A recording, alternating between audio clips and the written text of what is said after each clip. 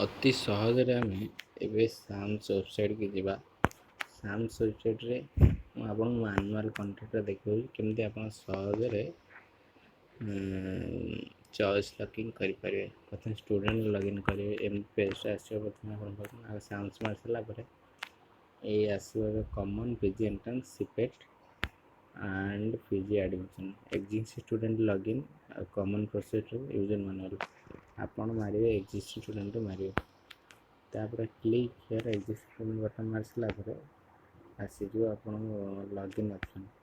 ଆପଣଙ୍କୁ ଏଇଠି mobile number ମାରିବେ, ପାସୱାର୍ଡ଼ ମାରିବେ ଆଉ କ୍ୟାପ୍ଚା ମାରିବେ। କ୍ୟାପ୍ଚା ପରେ ଲଗ୍ଇନ୍ ମାରିବେ। ଲଗ୍ଇନ୍ କରିସାରିଲା ପରେ ଯଦି ପାସୱାର୍ଡ଼ ଭୁଲି ଯାଇଥିବେ ତାହେଲେ ଫରଗଟ୍ ପାସୱାର୍ଡ଼ ମାରିବେ। ଏଇଠି ଫରଗଟ୍ ପାସୱାର୍ଡ଼ ପରେ ପୁଣି ମୋବାଇଲ୍ ନମ୍ବର ଇମେଲ୍ ଦେଇକିରି ଜେନେରେଟ୍ ଓଟିପି କରିବେ।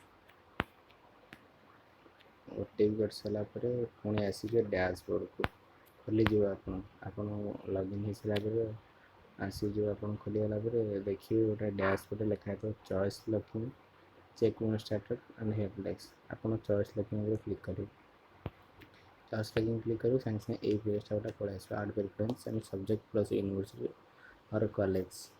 ଆପଣ ଏଇଠି ଫାଷ୍ଟ ପିଜି ସବଜେକ୍ଟ ଅଫ୍ ଆଡ଼ମିସନ୍ରେ ପ୍ରଥମ କେଉଁ ସବଜେକ୍ଟ ଆପଣ ନେଇକରି କରିଛନ୍ତି ସେଇଟା ତାର ମାରିବେ। ତାପରେ କଲେଜ ଆଉ ୟୁନିଭର୍ସିଟି ମାରିବେ।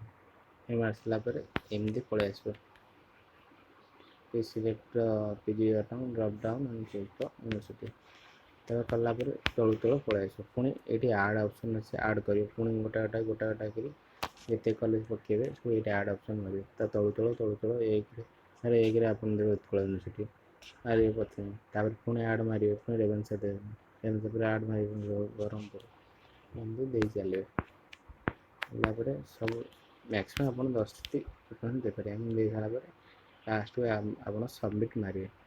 ସବମିଟ୍ ମାରି ସାରିଲା ପରେ ୟୁନିଭର୍ସିଟି ଆଉ କଲେଜ ପ୍ରିଫରେନ୍ସ ସବମିଟ୍ ହେଇସାରିଲା ପରେ ଆପଣଙ୍କୁ ପୁଣି ଆସିବ are you sure you want to submit your university or college preference preference candidate identity. ଥରେ ଯଦି ସବମିଟ୍ ହେଇଯାଇଥିବ ତାହେଲେ ଆଉ ଏଡ଼ିଟ୍ କରିପାରିବେ ନାହିଁ।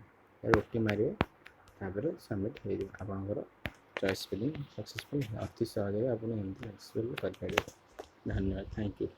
ଚ୍ୟାନେଲକୁ ଲାଇକ୍ କରନ୍ତୁ, ସେୟାର କରନ୍ତୁ, ସବସ୍କ୍ରାଇବ୍ କରନ୍ତୁ।